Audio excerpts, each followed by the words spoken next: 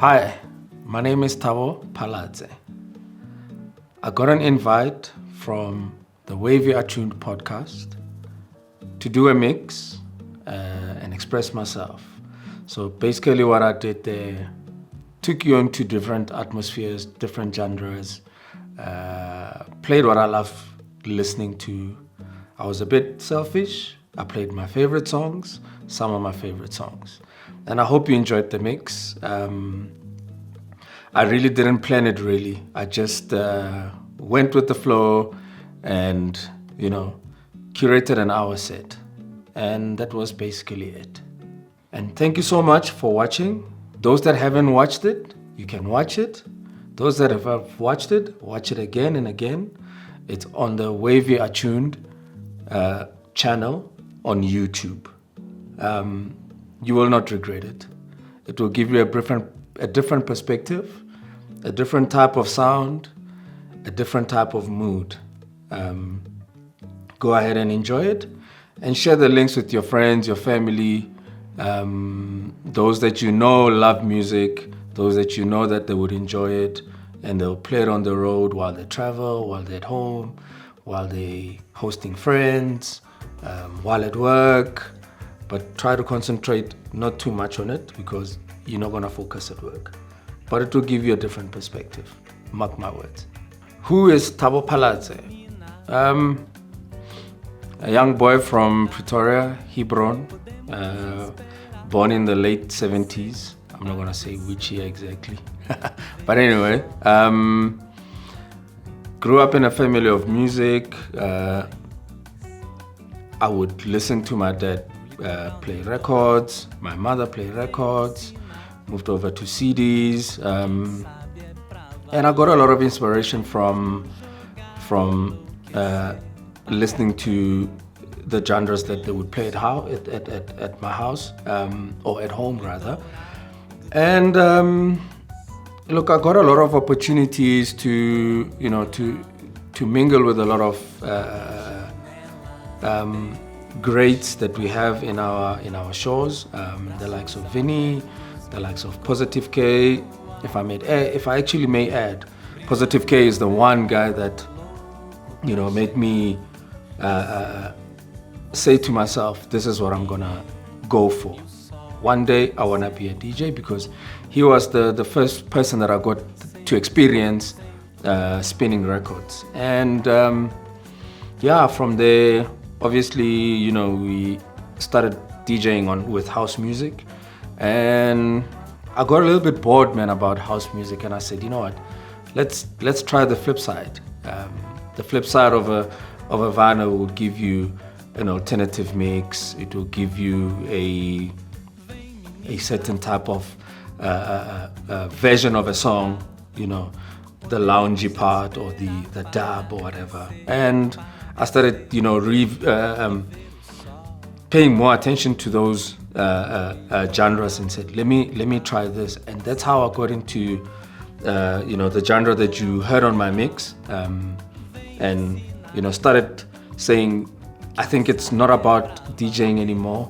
It's more around curating, telling a story, build up a set, build up a mood, and enjoy it. And and it's always very, very nice seeing one person tapping there, and at least you've grabbed someone's attention, or someone nodding their head and going with the vibe.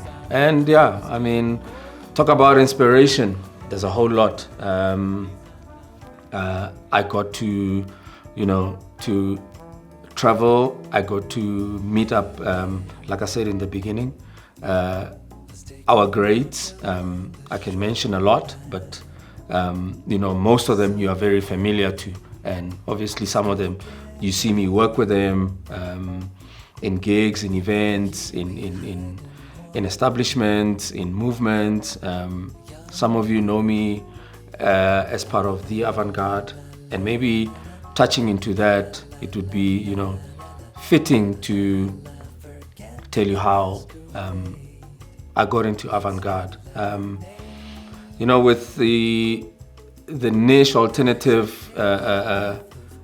gigs and sounds that we have.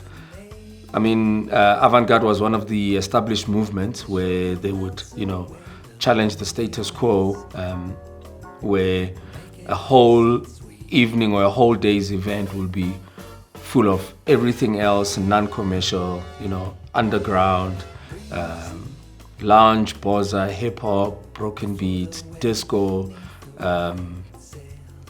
funk, the works.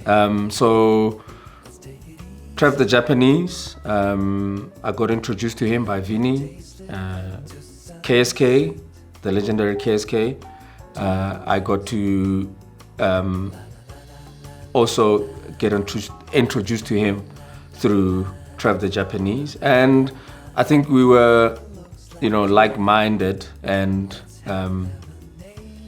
they approached me and said, "My man, I mean, we see your work, we see your passion, we see your love for this alternative, movement that we have. How about you join us?" Clearly, I didn't know. Probably out there, I was doing something good that they picked up, and they were like, "You know what? Here you are, free to join us. This is how we run Avant Garde, and this is the plan and all that. If you're free to join us, join us. Let's create a solid movement." And I've been with them, I mean, dating back as far as 2016, 2017, run about there. And I mean, it's been a bliss. We've done a lot of traveling, we've done a lot of events, we've done a lot of community work here and there, and it's been nothing but a joy. So, what value does Avant Garde bring in the movement or in the music scene?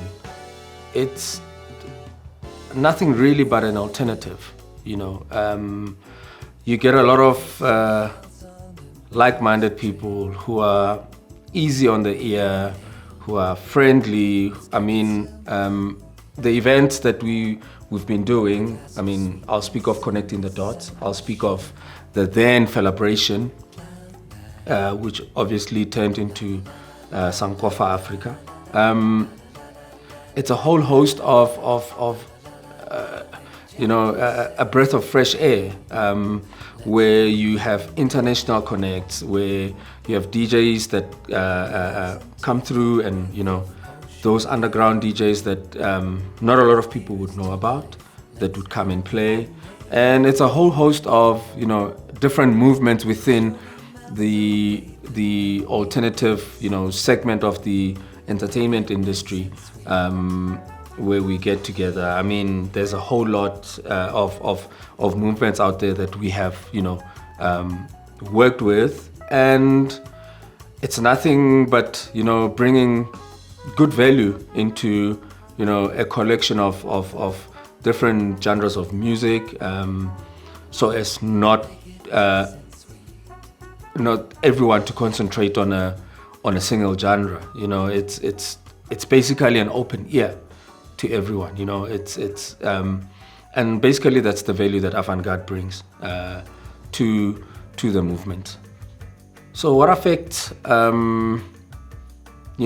basically the event production of things is number one, lack of sponsorship, in terms of the financial point of view, in terms of putting an event together. It's one of the most challenging attributes that we have. Putting together an event is obviously it's not cheap. There is a lot of hidden costs that come to play, and those are the things that determine you to make, or the movement to make give a bit of a break in terms of hosting an event, because you're looking at the biggest thing, which is cost. You can't do it. You can't be monotonous. You can't be doing a monthly thing, because it becomes a little bit also, as part of an effect, it also becomes a bit of a norm, and it loses the authenticity. So the cost and the period and the production. I mean, the production has to be solid, especially if you give it a bit of a break. So normally the pattern is in May we would host a connecting the dots. So connecting the dots is more about having an international act, being a DJ or an improviser here and there.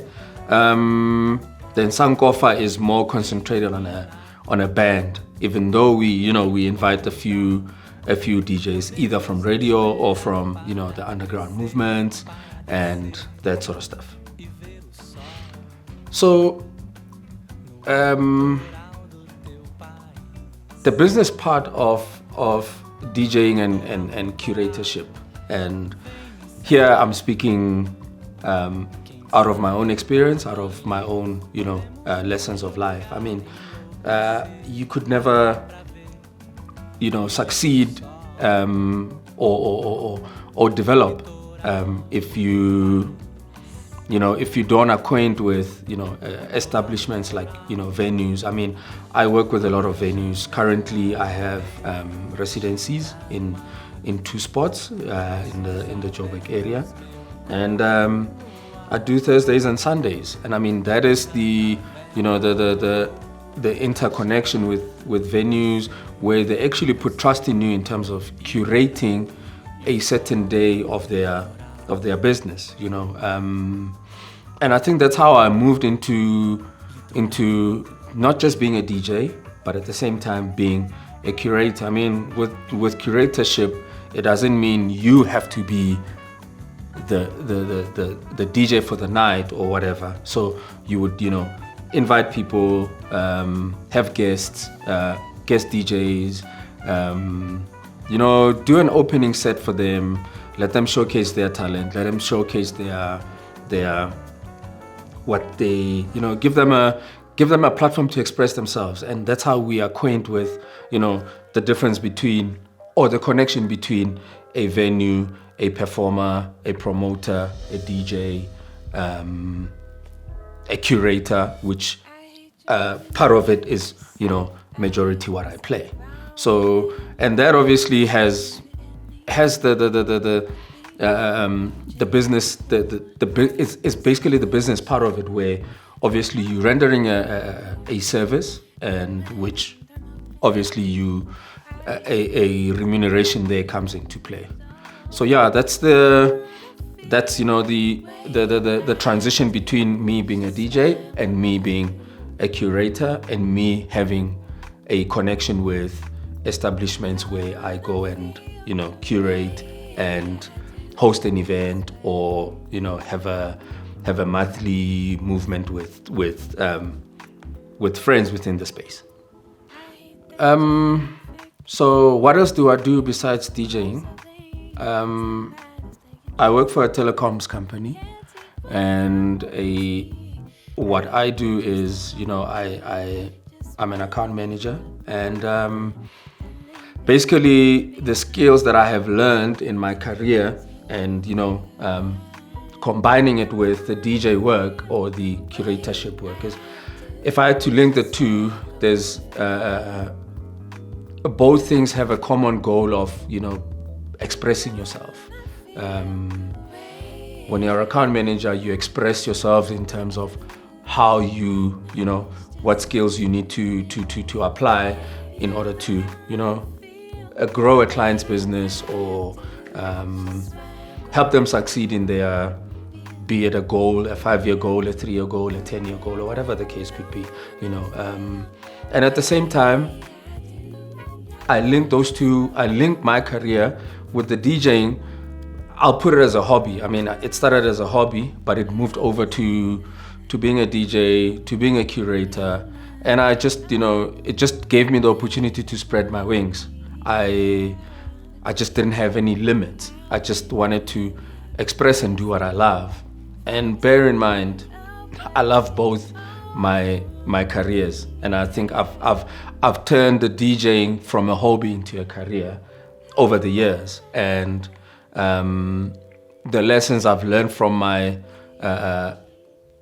my role in the telecoms company also helped me build up how I need to spread my wings in the entertainment industry. Beard or no beard? Well, beard. And I'll tell you why. 2016, went to Miami, got into a salon. I didn't have beard at the time. And I got into the salon and they used a blade to shave my beard, to shave me off, or to clean me up. 3 days down the line, I started getting so itchy. And the only solution I had was, let me just leave my beard to grow. And I've loved it ever since. I've never, so I'm giving it to 2016. I started growing my beard and I never looked back. So yeah, beard. Do I consider myself a good cook? Yes, of course. I'm not the best, but I can mess around in the kitchen. I can put a good meal together. I can follow a recipe and I can improvise here and there and put a nice meal on the table. So yeah, I'll consider myself a good cook. Formal or casual way? No man, definitely casual. I'm a t-shirt and jean kind of guy, sneaker. But if it requires me to be formal, yeah, I'll put a jacket and a pair of pants and some sneakers or semi-formal shoes. But yeah, I'm a casual guy. My favorite holiday destination? Oh yeah, definitely Mpumalanga. I have a personal touch with that part of our beautiful country. Whenever I want to go on holiday, the first thing that comes to mind is Mpumalanga. I'm a Mpumalanga guy. Whoa, I don't have a tattoo. I have tattoos. Okay, so I've got about 4 on my left arm. The first one is a portrait of Stevie Wonder, which I did back in 2009. It's a long story. I won't tell you right now why this. I mean, I get a lot of questions as to why Stevie. Why would you put a portrait of a man on your shoulder? And it's a long story. It has to do with family. And the second one I did here it's just a musical string of a Stevie Wonder song, Love is in Need of Love Today. So it just goes all the way there. And then the third one I did is this writing over here. You probably won't see it, but I can read it out. It's Ke Mama Rama Kotu. So this is to cut it short, is my heritage, or is my clan saying, Ke Mama Rama Kotu. Ke Tswana. I'm Tswana, by the way, those that are not aware. And then this one here, as you can see, it's water coming out of a cup or whatever you want to call it. So why this one is more to do with me being an Aquarian. So I'm Aquarius, and Aquarius is all about water. So that's the meaning of my artwork. If I had capital today, what kind of business? I'm into manufacturing, man. I like seeing things starting from being raw material to a finished product. So it will definitely be into manufacturing if I had capital. Do I like playing at big, medium, or small events? Definitely medium to small, medium and small. I love the personal touch. My experience with Wavy Attuned. Thank you for inviting me, by the way. It has been nothing but a bliss. I think you take a lot of care and attention to what you do, and thank you so much. And those that have listened to my mix, I'll appreciate your comments. Be good or be bad. Positive criticism, and it is criticism at the end of the day. But thank you for tuning in. And those that haven't subscribed to the Wavy Attuned podcast or channel on YouTube, please do so. And yeah, thank you for taking time to listening to my boring stories. Thank you.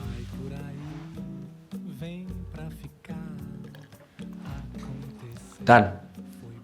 Nice. Thanks, gents.